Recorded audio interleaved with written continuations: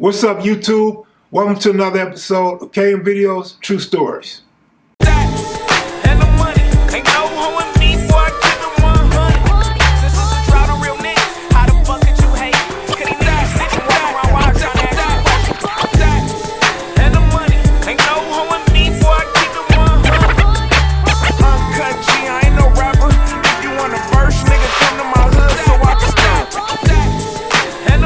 That was it.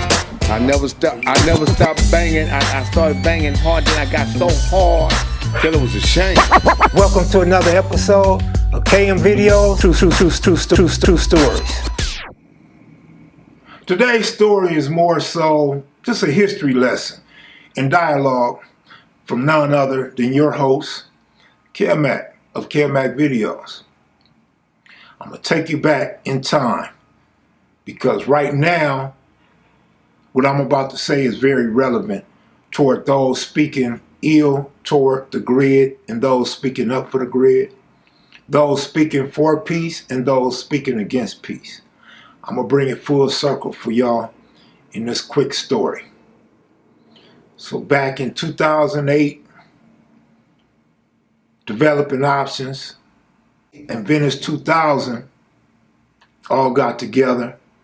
And through a female mutual friend of the 60s and the Sholines, along with D-Mac from Harlem, rolling 30s, came together and decided we're going to come to the table and squash our beef between the 60s and the Venice Sholines.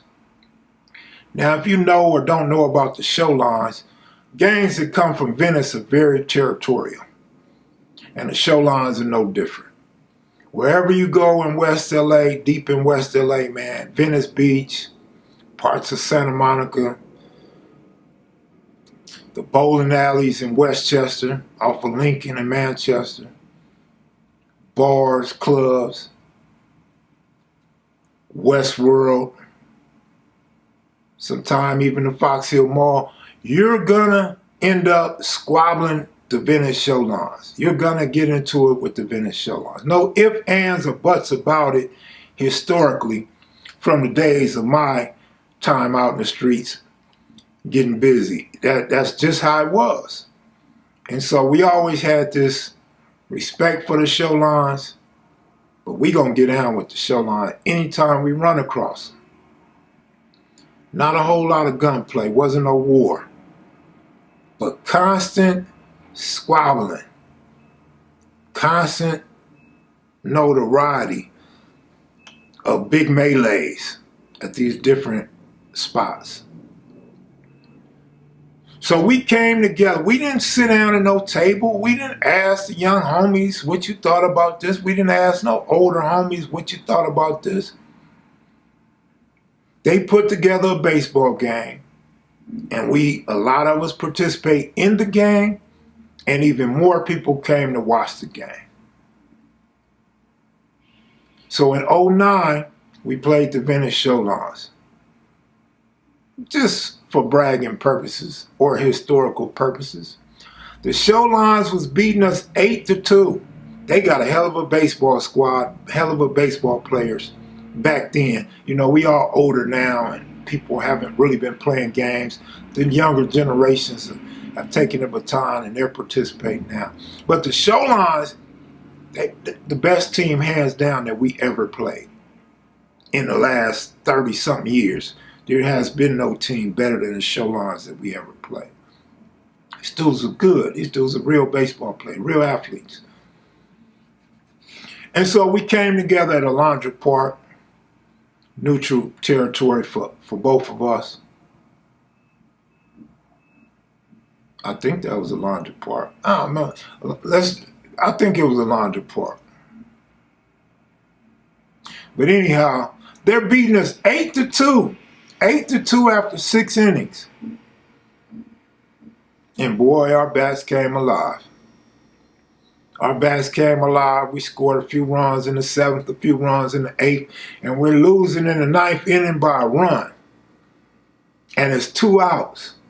And the homeboy Maurice comes up to bat He hits a in the park home run to win the game. We beat the Sholines 9-8. They were the home team. We beat them 9-8. What a great game. I had been asking for a rematch for years, but I'm too old now. I can't get out there. I got all kind of physical problems that keep me from playing baseball now. But man, I wanted that rematch. I wanted to give him that rematch, because that was a hell of a game, very competitive. But I say all this to say this. Who you like and who you don't like, how you feel about nonprofits and leadership in different communities. We all came together to play that baseball game. It was a lovely game, a lovely day. And we haven't had no incidents did we ever break that up. The last couple years, homie's been going to the Sholine's Hood Day. Homie's been going to Venice and kicking it with some of the Sholines. Homies have built friendships and bonds with the Sholines. And so if you started banging after 09, you don't know nothing about that. So you grew up with no animosity toward the Sholines anyway, and I'm sure it works the other way around too. If you started banging after that, nigga, you think the Sholines always been cool. But this some new millennial shit. That's what I'm trying to tell y'all. Peace works, homie. Peace works, but if you nitpicking, trying to say this person shouldn't be speaking and that person shouldn't be speaking, and who is this guy and he can't speak for the hood, homie, it's for the betterment of everybody, man. Because of that day, y'all can go to Venice now. Y'all cool with the Sholine. Y'all don't have to worry about getting your ass beat or whooping on somebody or going to jail or getting shot at when you go fuck with the Sholine. And it can be like that with a lot of other gangs. There are other gangs throughout the city who I won't mention their sets. They get along with certain, they done called the wars off. They get along with certain sets with no incidents. Some of them, you know, there might be incident here or there, but they're easily worked out. But if you were this new age, you come around, you didn't participate in these wars when they began. You wasn't around when these wars began. I wasn't around when a lot of these wars began. So we inherited beef from older dudes. So who better to decide to squash beef than the older dudes or the dudes that initially kept these wars going? Like, how do you feel like you come into something and these are the rules now, but you don't know what the rules was before? And in this world, you know, we talk about throwbacks. We talk about how things used to be, how men were built differently back in the day. We talk about the two-parent households versus one-parent household now. We talk about before the Section 8, now you got Section 8. You know, we talk about all these things, the Reagan era, the drugs, the crack cocaine, the CIA, all of this stuff, man. And J. Edgar Hoover, COINTELPRO. We talk about Daryl Gates, how he, you know, attacked the black communities, how he waged war on gang members throughout the county and the city of LA. But a lot of you youngsters, y'all missed all that. We're living in an era where everything is about a throwback. On Instagram, we got Throwback Thursday, Throwback Friday. You know what I mean? You got people talking about Martin, Sanford and Son, Good Times, all those old sitcoms, old movies. People still talking about Friday. Shit, Friday ain't even as old as a lot of them old school 1970s movies. The Mac, Superfly, and stuff like that. You got people putting on old jerseys, Jim Brown, O.J. Simpson, Steve Largent, Joe Montana, John Elway. You know what I mean? So, as things evolve, it goes right back. It's like the earth, man. The earth is turning, and eventually the earth gets back to where it was, right? What I'm trying to say is, All the Crips got along, then they didn't get along. It's time to get along again. Everything else is throwback. Why not getting along with each other? Be part of that. When we start talking history, we talking history. We start talking about world history, it's world history. When you talk about gang history, we should be able to evolve, man, and get back to being one. And shout out to the Bloods too, man. The Bloods trying to get their stuff together. The East Side got their stuff together, man. We need everybody to try their best to get their stuff together. And if you ain't with it, just get out the way. If you're not with it, keep your opinion to yourself, and your actions speak louder than words, other than going telling people how you feel and indoctrinating them to continue to hate. Let everybody form their own opinions, man. Y'all could do a vote, a head count. Y'all could raise your hand if you agree or disagree. It's tough times, homie, tough times. So all I'm trying to tell y'all is just to think about it. Just think about it. It's all right to get along with your brother, man. Your mom and dad, if they're older, from the 1960s, they got along. Most of them got along. Or they was fighting with bumper jacks and sticks. They wasn't going around blowing each other's head off. They doing a drive-by in a car going 30 miles an hour, shoot you in the leg with a .22. You pull the bullet out your leg. You know, so in all seriousness, it's all right to have peace. You don't look weak because you get along with your brother. You don't look weak because you are tired of shooting and killing and squabbling your so-called enemy when you go to Sylmar or the county jail or the prison, right? So again, man, I don't think nobody's asking you to put your guns down. We're just asking you to think before you shoot and give each other a pass. When a brother's car break down in your hood, give him a pass. When the police drop that dude off in your hood, give him a pass. But don't come writing on walls in somebody's hood and think you're supposed to get a pass.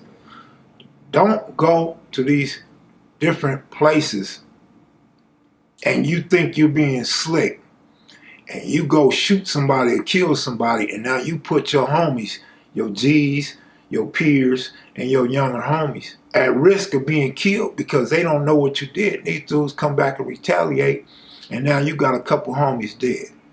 And the war is back on, it's full-fledged war.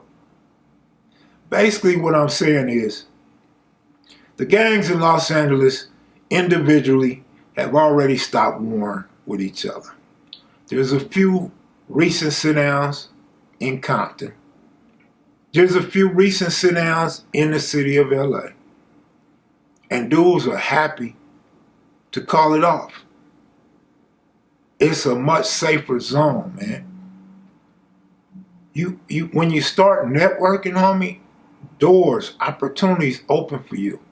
When you learn game from other dudes that been doing this for a long time, dudes that's either getting money in it or dudes that's highly respected, when you learn from them, you learn better ways. And it will benefit you and your family, man. In the long run, it will benefit you. You know a lot of older dudes that sold dope, robbed banks, rob supermarkets and stuff like that, rob dope dealers. You know damn near probably, I'm going to guess and say 99% of them are broke right now. And it's not so much we didn't know anything about economics, we didn't know anything about the future. Through networking, man, you never know how much you might learn. You might learn to invest your money in something profitable. You may be able to open up a business with a dude from another set or in another set's community. There's so much opportunity out there that when we close doors, we'll never have that chance to blow up, to provide for our family, to live the rest of our life free from prison. You know, getting money ain't a bad thing. It's all about how you get the money. You know what I mean? As long as you ain't sending nobody to prison to get that money, Long as you ain't killing nobody to get that money, man, you gotta have money to survive. Now, you might be this hardcore, hard-headed, ignorant gang member. All you want to do is kill somebody. Hey, that's on you. That's on you. You ain't got to involve your set to do that. You could do that on your own. You could be a madman on your own. There's been many serial killers in America that operated on their own because of their own beliefs and their own motivation. But I'm going to say to y'all, man, before I get up out of here, peace ain't a bad thing, man.